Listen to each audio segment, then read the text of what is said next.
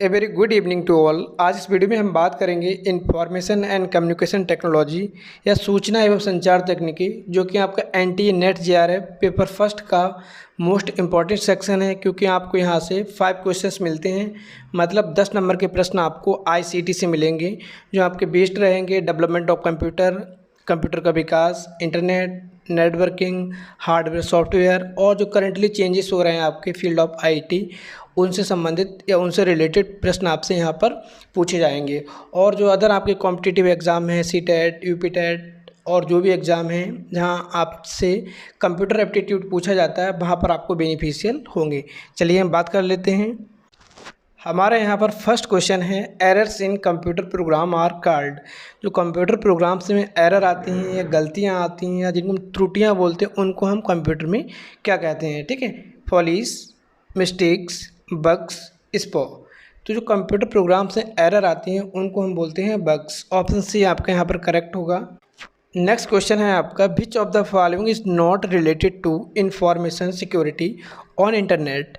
यहाँ पर बात हो रही है, जो नीचे ऑप्शन दिए हैं, कौन सा ऑप्शन आपका इंटरनेट पर सिक्योरिटी से संबंधित नहीं है? ठीक है, या इंटरनेट पर सुरक्षा से संबंधित नहीं है। पहला आपका डेटा इंक्रिप्शन। तो डेटा इंक्रिप्शन आपका सिक्योरिटी से संबंधित होता है। हम अपने डेटा को इनक्रिप्ट करके रखते हैं जिससे कि हर कोई उसको एक्सेस ना कर पाए। दूसरा आपका वाटर मार्किंग। वाटर मार्किंग आपने देखा होगा, बहुत लोग होते हैं अपना पीडीएफ शेयर करते हैं, तो क्या होता है, वाटर मार्क उनका पड़ा होता है नीचे, जिससे कि उस पर आप अपना नाम अगर डाल भी लेंगे तब भी पता रहता है कि अदर सोर्सेज से हमने डेटा को लिया था। या आप कोई वीडियो देखते हैं तो वीडियो में क्या होता है, वाटर मार्क डाल दिया जाता है, जिससे कि अगर कोई अदर पर्सन उसको यूज़ करेगा तो वहाँ पर आपको पता होगा ये जो आपका कंटेंट है कहीं से कॉपी किया हुआ है। तीसरा आपका डाटा हाइडिंग, यहाँ पर डेटा को हम हाइड कर देते हैं। और चौथा है आपका इंफॉर्मेशन रिट्राइवल, सूचना की पुनः प्राप्ति। तो आपका ये कौन सा है? सूचना की पुनः प्राप्ति साइबर सिक्योरिटी से संबंधित नहीं है या इंफॉर्मेशन सिक्योरिटी से संबंधित नहीं है, तो ऑप्शन डी आपका करेक्ट हो जाएगा। डेटा इंक्रिप्शन संबंधित है सिक्योरिटी से, ठीक है, वाटर मार्किंग भी है, आपका डेटा हाइडिंग भी है, इंफॉर्मेशन रिट्राइवल आपका संबंधित सिक्योरिटी से नहीं है, तो ऑप्शन डी आपका करेक्ट हो जाएगा। अगला क्वेश्चन है आपका, which one of the following is not a network device. Network device कौन सा नहीं है जिसके थ्रू हम नेटवर्किंग करते हैं? Router, switch, hub, CPU.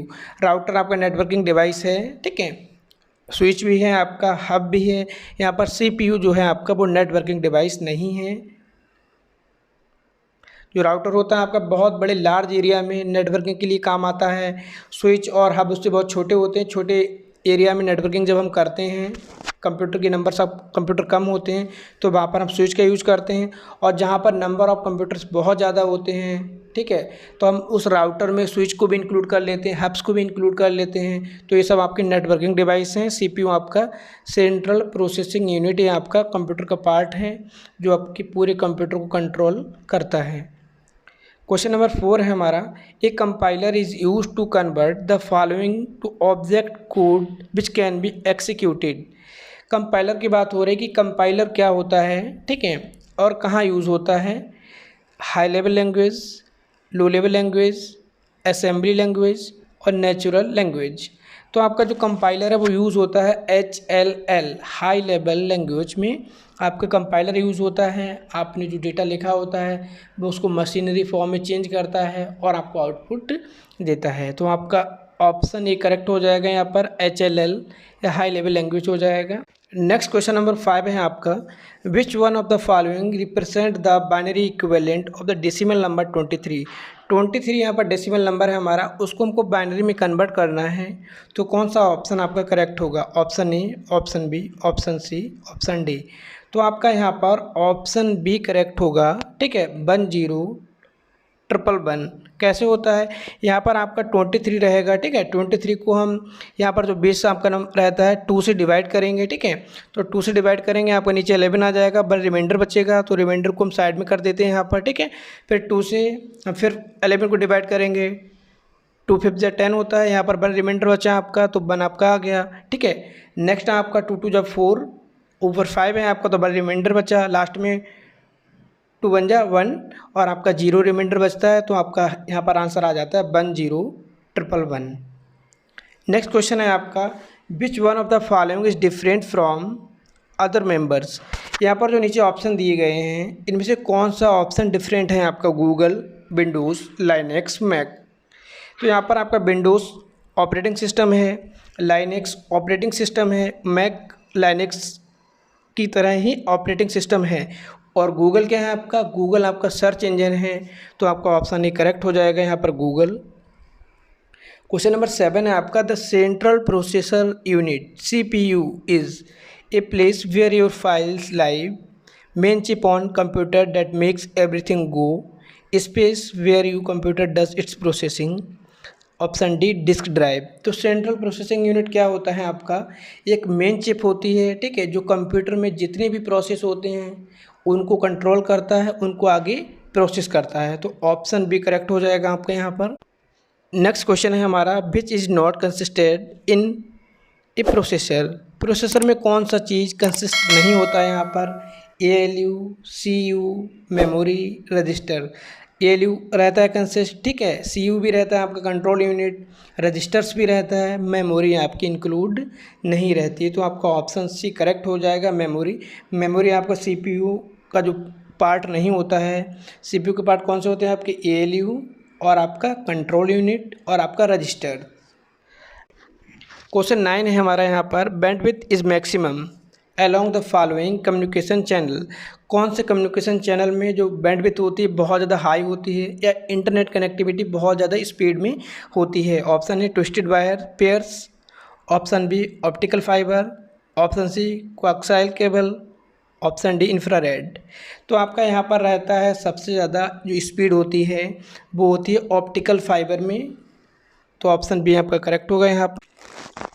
Next question है हमारा, POP क्या है आपका, ये बताना है आपका। तो POP आपका होता है post office protocol.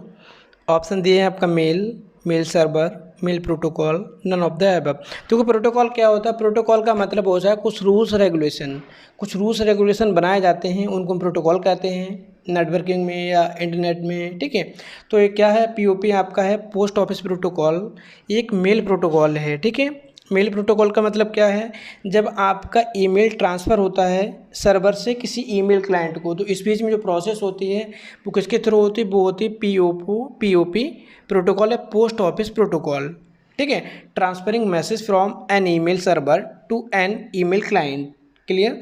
Next question है हमारा, which one is not a database management system. यहाँ पर आपको बताना है कौन सा डेटाबेस मैनेजमेंट सिस्टम नहीं है। एक्सेस है आपका, MS एक्सेस में क्या होता है, डेटाबेस को सेव किया जाता है। फॉक्स प्रो भी है आपका, ऑरेकल भी है। यहाँ पर नेटस्केप आपका नहीं है जो कि आपका ब्राउज़र है। तो आपका ऑप्शन सी करेक्ट हो जाएगा। PPP ट्रिपल P की आप स्टैंड फॉर, यहाँ पर PPP का आपको फुल फॉर्म बताना है, print to print protocol, point to point protocol, print to print protocol, ठीक है, नन ऑफ द अबव। तो आपका यहाँ पर जो ऑप्शन बी करेक्ट रहेगा, पॉइंट टू पॉइंट प्रोटोकॉल, जिसका यूज़ किया जाता है डेटा ट्रांसफरिंग में, ठीक है। ऑप्शन बी करेक्ट होगा। फॉर एग्जांपल जैसे आपके यहाँ पर आपको दिख रहा होगा, एक सर्वर है आपका और एक क्लाइंट है आपका या वर्क स्टेशन है। यहाँ पर जब आप डेटा को एक्सचेंज करते हैं, डेटा को हम ट्रांसफ़र करते हैं एक सिस्टम से दूसरे सिस्टम में या एक नेटवर्क से दूसरे नेटवर्क में, तो जो बीच में जो प्रोटोकॉल यूज़ होते हैं उनको हम बोलते हैं पॉइंट टू पॉइंट प्रोटोकॉल या PPP या triple P। Clear. Next question है हमारा, question number 13, cache memory is high speed register, low speed RAM, non volatile RAM, high speed RAM. जो कैचे मेमोरी होती है बहुत फास्ट मेमोरी होती है, बहुत तेज वर्क करती है, ठीक है। तो यहाँ पर है आपका option D high speed RAM. Question number 14 है आपका, TCP/IP transmission control protocol internet protocol is, क्या है आपका, सॉफ्टवेयर, हार्डवेयर, नेटवर्क।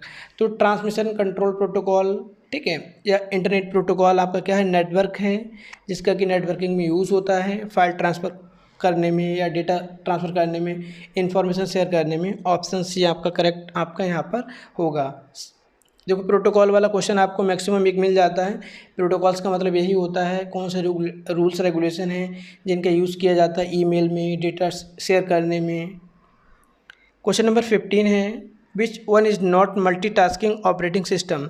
यहाँ पर कौन सा ऑपरेटिंग सिस्टम आपका मल्टीटास्किंग नहीं है, जो एक साथ कई कार्य नहीं कर सकता। MS DOS का फुल फॉर्म है आपका Microsoft disk operating system. Option B Windows, option C Linux, option D Unix.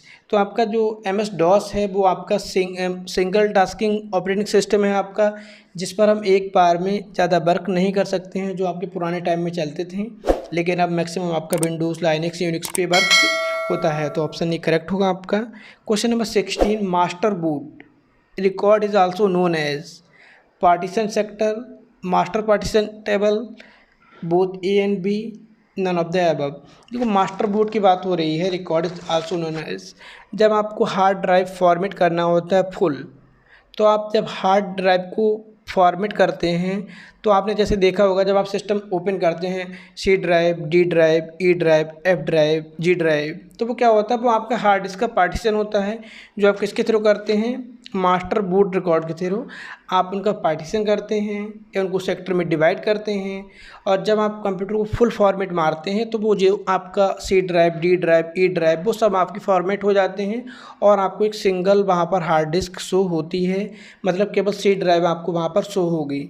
तो ये आपका होता है both option A and B. Master boot का काम क्या है आपका, पार्टीशन सेक्टर करना या मास्टर पार्टीशन को डिवाइड करना। पार्टीशन का मतलब यही होता है, एक हार्ड ड्राइव आपकी होती है, जो आपको फोल्डर दिखते हैं माई कंप्यूटर में, C folder, D folder, E folder, F folder, या मतलब C drive, D drive, E drive, F drive, G drive, H drive, ये सब क्या होता है, पार्टीशन किया जाता है बूट रिकॉर्ड के द्वारा। क्वेश्चन नंबर 17 है हमारा, एक kind of scanner MICR is the short form of. MICR की फुल फॉर्म क्या है आपका यहाँ पर बताना है। ये भी आपका कई बार कॉम्पिटिटिव एग्जाम में पूछा जा चुका है, यूपीटेट में भी पूछा गया है, सीटेट में भी पूछा गया है, ठीक है। Magnetic ink character reader, magnetic ink code reader, magnetic ink case reader, none of the above. तो आपका यहाँ पर ऑप्शन ए करेक्ट हो जाएगा, magnetic ink character reader. Question number 18 है आपका यहाँ पर, boot is startup of a computer, loading software in a computer, managing memory of computer, all of the above. Boot किसे कहते हैं, जब आप देखते हैं, जब आप सिस्टम को ऑन करते हैं बटन दबाने के बाद में, तो आपका एक ब्लैक स्क्रीन आती है, उसके बाद में कुछ फाइल्स लोड होती हैं, कुछ आपको इंस्ट्रक्शन मिलते हैं। तो जो प्रोसेस होती है कंप्यूटर स्टार्ट करने के बाद, उसको हम बूट प्रोसेस कहते हैं, ठीक है। तो वो क्या होता है, कंप्यूटर को स्टार्ट करने के काम आता है, सॉफ्टवेयर को लोड करता है कंप्यूटर में, और जो आपके मेमोरीज होती हैं उनको मैनेज करता है। तो बूट यहाँ पर ऑल ऑफ द एबव आपका ऑप्शन करेक्ट हो जाएगा, डी। कंप्यूटर ऑन करने के बाद में जो प्रोसेस होती है कंप्यूटर ओपन होने तक, वो सब बूट प्रोसेसिंग होती है। क्वेश्चन नंबर 19 है आपका, nano knowledge city is being established at. Nano knowledge city कहाँ स्थापित किया जा रहा है, जयपुर, हैदराबाद, बेंगलोर, चंडीगढ़। तो नैनो नॉलेज सिटी आपका बेंगलोर में है, जिसको हम सिलिकॉन वैली भी बोलते हैं। ऑप्शन सी आपका करेक्ट हो जाएगा। क्वेश्चन नंबर 20 है आपका, plotter is a language output device, all of the above. तो प्लॉटेड आपका एक हाई क्वालिटी का प्रिंटर होता है, जो बड़े बड़े फ्लैक्सी, बड़े हाई HD या हाई डेफिनेशन के या हाई रेजोल्यूशन के प्रिंट आउट को बाहर निकालता है। तो आपका प्लॉटर इज आउटपुट डिवाइस, जो एक टाइप है प्रिंटर का, जो बहुत ज़्यादा हाई लेवल का होता है। तो यहाँ पर हमने 20 क्वेश्चंस को डिस्कस किया, और मोस्टली क्वेश्चन आपके NT-NET JRF के कोई पेपर में पूछे जा चुके हैं, और आगे आने वाले कॉम्पिटिटिव एग्जाम में भी आपको हेल्पफुल होंगे। चलिए नेक्स्ट वीडियो में हम बात करेंगे कुछ और प्रश्नों के साथ, तब तक के लिए थैंक यू।